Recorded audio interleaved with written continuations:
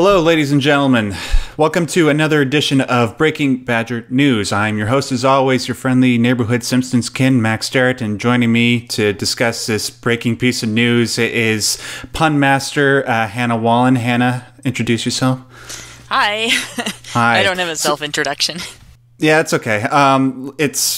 It's hard to really get excited about anything today. I mean, first of all, I woke up this morning to find out that Chris effing Cornell died, and now I hear about this piece of news. Now, anybody in the circles of Honey Badger Radio, most people I'm certain will have heard of a man named Jordan Peterson and sort of the battle that he's been embroiled with. But just in case, I'll inform you.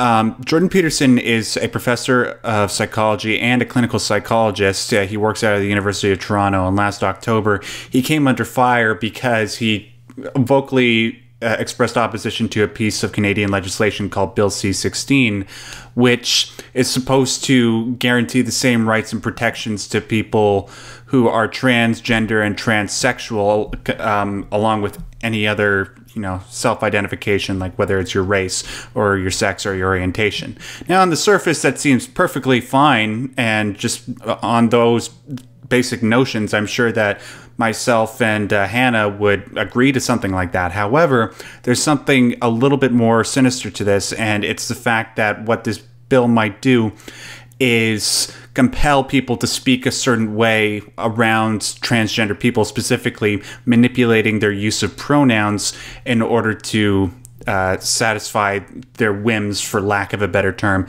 Now, we've been watching this for a while. We were wondering if this thing was actually going to get passed. Well, according to what I'm reading online from various news sources like Vice News Canada, Globe and Mail, the bill has gone through the House of Commons and through the Senate. Now, all that needs to happen under Canadian law is for it to go through royal assent, and then it's going to become law. So it looks like sometime in the next month or so, this is actually going to be instantiated into law. And this isn't looking good in terms of free speech or, Jordan Peterson's chances of staying out of legal trouble. Now, Hannah, I just informed you of this about 10 to 15 minutes ago before we started recording this. What are your initial thoughts in respect to all this? This is like the epitome of authoritarian social micromanagement.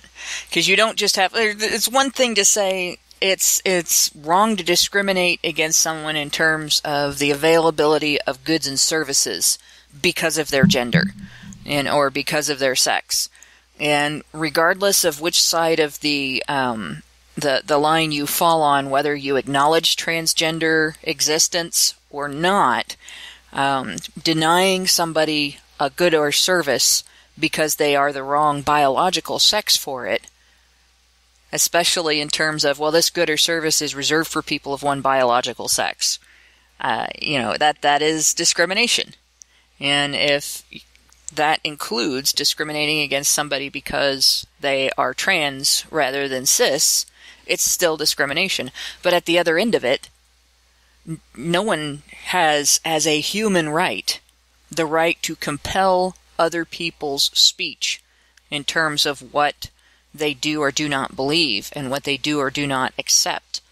And I wouldn't even say, I personally get called trans as an argument by feminists who cannot accept that a woman born a girl, raised as a girl, had a baby and everything, could possibly say the things that I say about gender issues.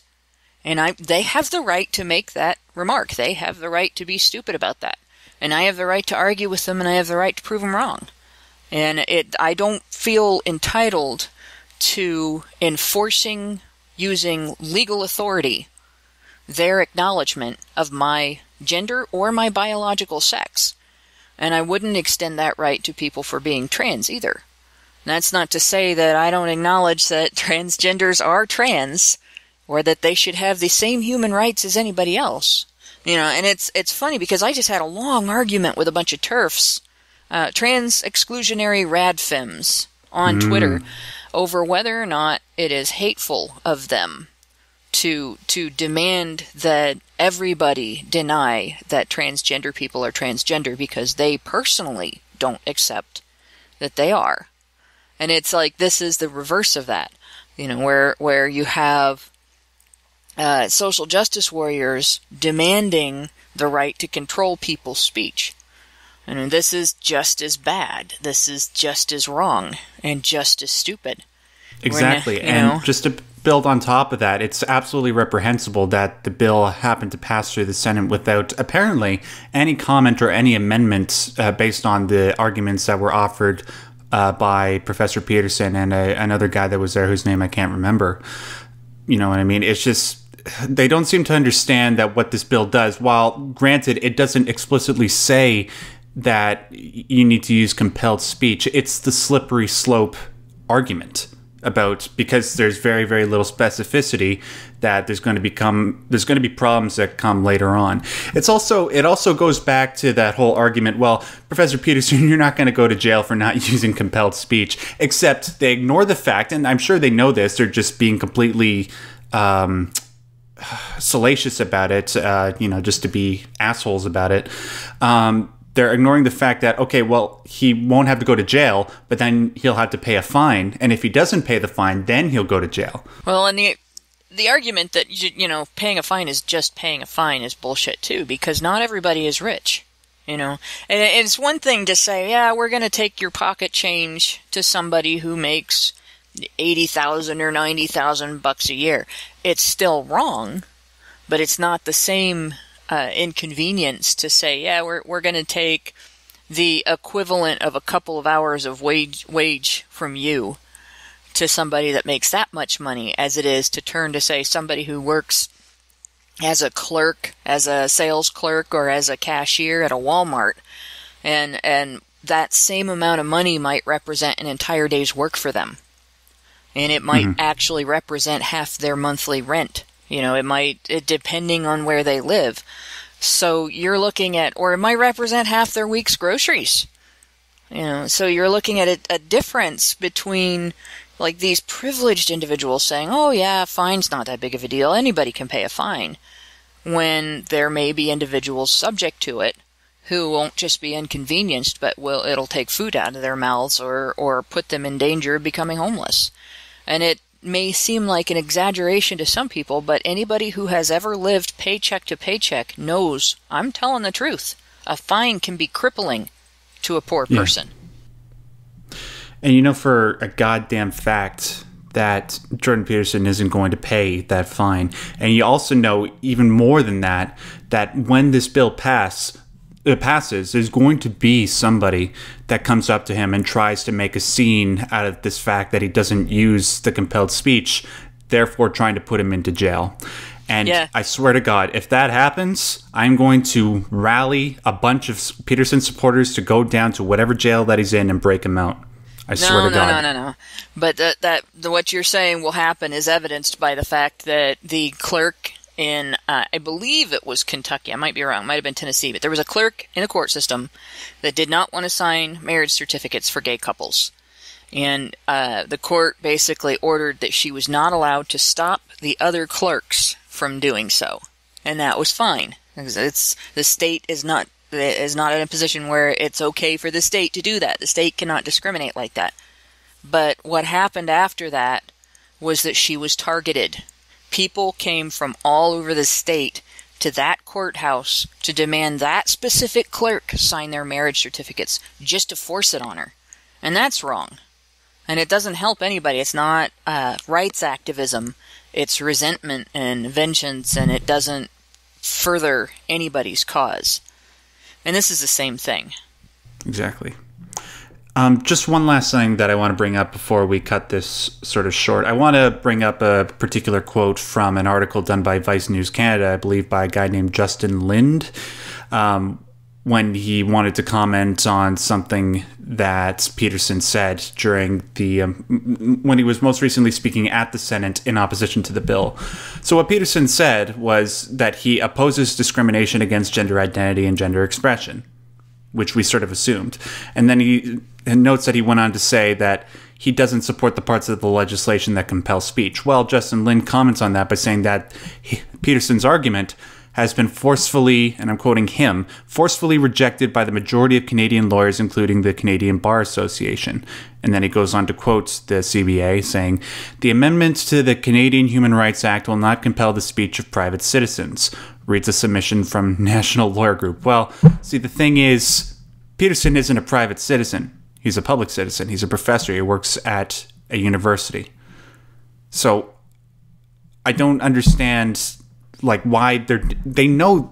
I can't understand how anybody could be this stupid. I mean, even the lawyers that Peterson asked for advice for when all of the original stuff was happening with Bill C-16 back in October, they even said, well, yeah, there is some problems here that might cause the University of Toronto to be liable for what you're doing, and, you know, there might be some potential future consequences for you if you continue to not use these compelled pronouns. I just don't understand why everybody's being willfully silent about this. Does it purely just come down to, you know, not wanting to offend people? No, there's money in lawsuits.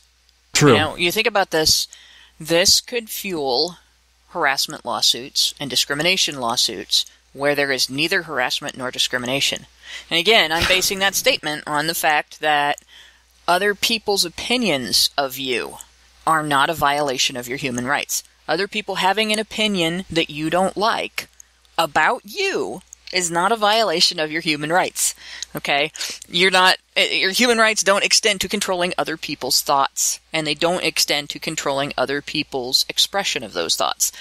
And this situation has basically snowballed into the legal assertion that a protected group's feels merit infringement on everybody else's human right to free speech, free political speech. And this is political speech. It's unfortunate that we are at a point where we have this degree of controversy over something that is really a lot less complicated than people make it. Yeah. But that's where we are. And I hate to sound like I'm saying that all lawyers are mercenary, because that's not true. There are people who go into law for the express purpose of protecting people from being crushed by the legal system. I mean, I've worked with such lawyers. One of the cases that led me to the men's rights movement involved a man whose the only reason that he wasn't crushed by the legal system was that he found such a lawyer, you know, and our assistant in our case was such a lawyer, and for being such a lawyer, he was crushed by the legal system himself. Yeah. But there are a significant number of people who work in the legal field that is their purpose and their only purpose, making money using the legal system to crush other people. And they will exploit the shit out of this. Brilliantly said, Hannah. It's unfortunate that that's a consequence of the legal system, but, you know, with people like you and I and other people that listen to Honey Badger Radio and people who are fans of Professor Peterson, I'm sure that we'll fight against this if anything terrible comes out of it. Just one last thing that I want to say before we close off this video. As somebody who has been friends with and advocated for the trans community in the past, I just want to remind you all that there is more than one way to help people within that community. And it doesn't just have to be compelled speech. And I found that the best way to help them is not to try and exaggerate the horror that they must deal with on a daily basis by focusing on it, by manufacturing your speech just to try and make them feel better. Because what that actually does is it makes them feel subhuman, from my experience. It makes them not feel normal. And what I've been told is that the most that they can hope for is just for their particular issue to become invisible, just so they can integrate with wider society. So I think that's what we should all do. Anyways, leave your comments down below regarding the story. Have you been following the story? Do you have any particular thoughts about the way that Peterson maybe performed at the Senate? Maybe you have some agreements or disagreements. Just leave them down below. We will keep you updated on this story when more news comes out of it. Obviously, keep your ear to Honey Badger Radio. I want to thank Hannah for doing this with me on such short notice. She's always been very good in that respect. So see you later, guys.